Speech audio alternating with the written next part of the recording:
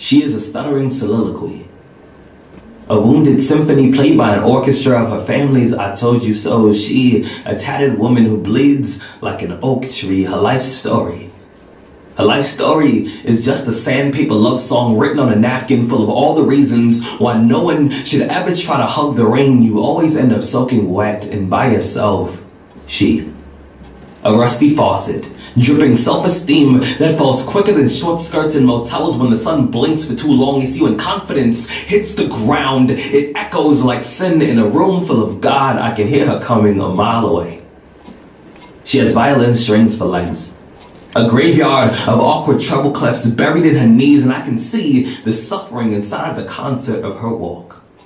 Her footsteps, they sound like the ignition to a father's car the day that he decided that he was just too thirsty to pour water on his own seat. So when she calls me daddy, I never really get excited because I know that it's just a title that she gives the branches in her life that are destined to be abducted by the wind. She comes over on Wednesdays.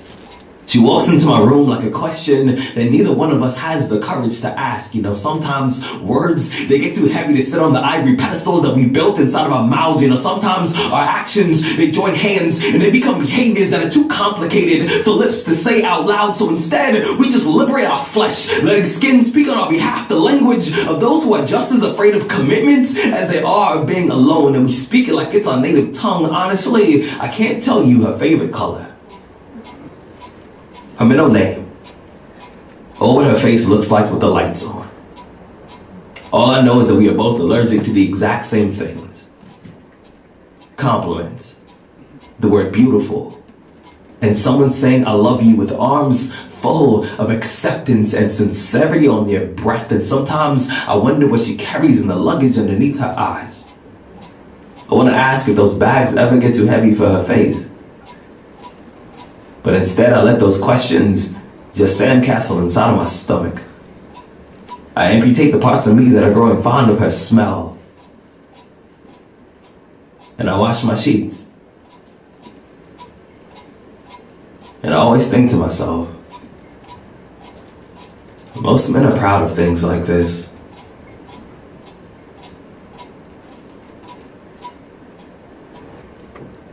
To the random dude who started dating my ex-girlfriend 2 days after we broke up, yes, I read that on Facebook. Now, when I realized that you were in a relationship with a girl that I thought I would someday spend the rest of my life with, I walked outside. I said to myself, there's no way Ashton Kutcher's gonna catch me off guard. I waited 45 minutes. And then I realized that there hasn't been a new episode of Punk'd in almost 4 years. I suppose that I'm the only practical joke in this entire situation. One, the first time I saw you and her in a picture, I wanted to take my entire arm, shove it inside of the computer, and snatch the happiness right off of your face. Two, if I ever see you in the street, I'm probably gonna punch you in the throat. Three, I apologize in advance. And I know that it makes no sense to have this much anger toward a man that I've never actually met face to face, but my definition of love is being robbed in an alley 8 times in a row and hoping there's something about today that makes all of this different. There is nothing logical about cutting off the most important parts of yourself and then putting them inside of hands that shake, that tremble, that crack like a Haitian sidewalk. 4, there is nothing rational about love. Your love stutters when it gets nervous.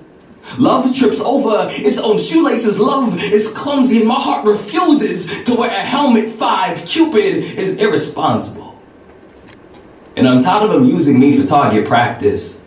6, I was told that time would heal all wounds. But what exactly do you do on days when it feels like the hands on your clock have arthritis? 7, she always wore her heart on her sleeve, so tell me, why do you look so familiar? 8, I think I've seen you somewhere in her smile. I feel like I've heard your voice in her laughter, like I've smelled your cologne on her thighs. I bet if we dusted her heart for fingerprints, we would only find yours. 9, I have this envelope. It's full of all the butterflies that I felt the first time she relaxed the Velcro on her lips and smiled in my direction. I think most of them are still alive. I suppose these belong to you too.